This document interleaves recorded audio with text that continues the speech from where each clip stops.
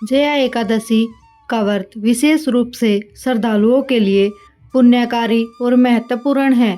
यह व्रत हिंदू पंचांग के अनुसार महामास के कृष्ण पक्ष की एकादशी को मनाया जाता है। इस दिन विशेष रूप से भगवान विष्णु की उपासना की जाती है और उनका आशीर्वाद प्राप्त करने के लिए व्रती उपवासी रहते हैं। जया एकादशी की कथा भी बहुत प्रसिद्ध है, जो इस दिन के महत्व को दर्शाती है। यह कथा एक समय की है जब एक राजा ने भगवान विष्णु के चरणों में श्रद्धा से व्रत किया और जिसके परिणाम स्वरूप उसकी राज्य की सारी परेशानियां समाप्त हो गई।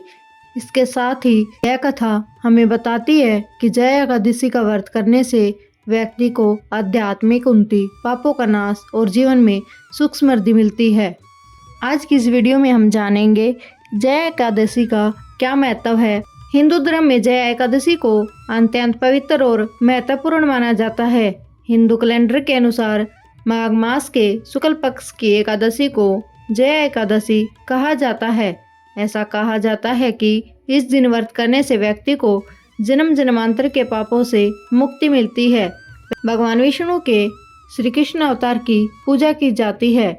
कहा जाता है कि इस दिन व्रत करने से जीवात्मा की गति उच्च स्थानों की ओर होती है। वह भूत प्रेत के शरीर से मुक्त हो जाते हैं। इस दिन के पूजन में घी, चावल, रोली और फल फूल चढ़ाने की प्रथा है। जया एकादशी आत्मा की शुद्धि और मानसिक शांति के लिए विशेष रूप से प्रभावी है। इस व्रत को करने से मनुष्य के पापों से छुटकारा मिलता है और उसकी आत्मा उच्च लोकों में स्थान पाती है। जया एकादशी केवल व्रत या पूजा का दिन नहीं, बल्कि यह आत्मा की शुद्धि और मोक्ष प्राप्ति का मार्ग है। आइए जानते हैं इस व्रत को कैसे किया जाता है। जया एकादशी के दिन व्रत रखने वाले व्यक्ति को सूर्योदय के समय स्नान करके भगवान विष्णु और भगवान शिव की पूजा का संकल्प लेना चाहिए। अपने मन में संकल्प करते हुए पूरे दिन भगवान विष्णु का स्मरण करना चाहिए। ओम नमः भगवते वासुदेवाय, ओम नमः भगवते वासुदेवाय मंत्र का जाप करना चाहिए। व्रत से पूर्व एकादशी व्रत के दिन से एक दिन पहले दशमी तिथि को एक समय में सात्विक आहार ले और ब्रह्मचर्य का पालन करें। व्रत के दिन प्रातःकाल जल्दी उठकर स्नान करें और व्रत का संकल्प लें। व्रत में भगवान विष्णु के श्री कृष्ण अवतार की पूजा करें। पूजा स्थल पर भगवान विष्णु की छोटी प्रतिमा स्थापित करें। उन्हें दूध, दही, घी, पंचामृत से स्नान कराएं, फिर शुद्ध जल से स्नान करवाएं। इसके बाद प्रतिमा को वस्त्र पहनाएं और पवित्र धागा चढ़ाएं। पुष्प, जल, रोली और विशेष सुगंधित पदार्थों से भगवान विष्णु की पूजा करें। भगवान विष्णु की पूजा के बाद उनकी आरती करें, उनसे प्रार्थना करें। यदि हमारी पूजा में कोई कमी रह गई है तो उसे स्वीकार करें और हमारी भूल को क्षमा करें।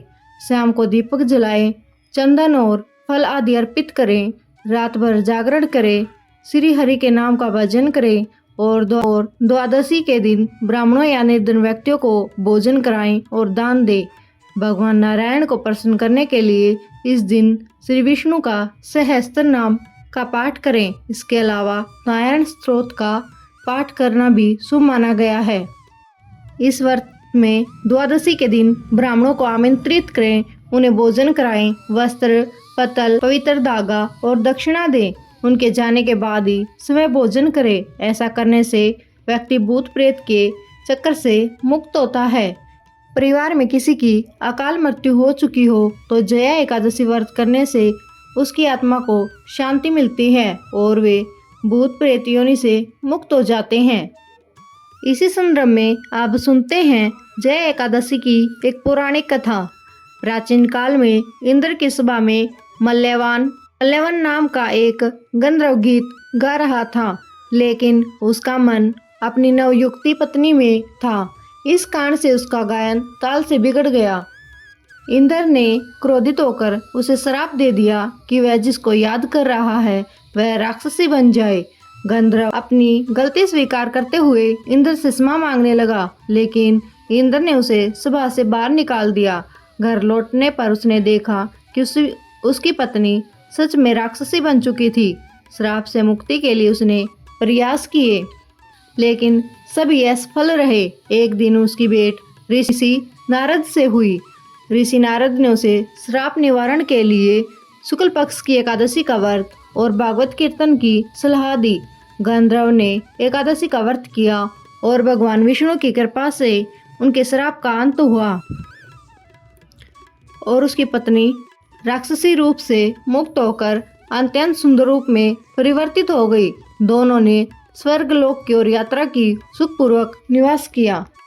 इस दिन जागरण का भी विशेष महत्व है। माना जाता है कि जो व्यक्ति जया एकादशी की रात को जागरण करता है और भगवान विष्णु का कीर्तन करता है, उसे विष्णु लोक की प्राप्ति होती है।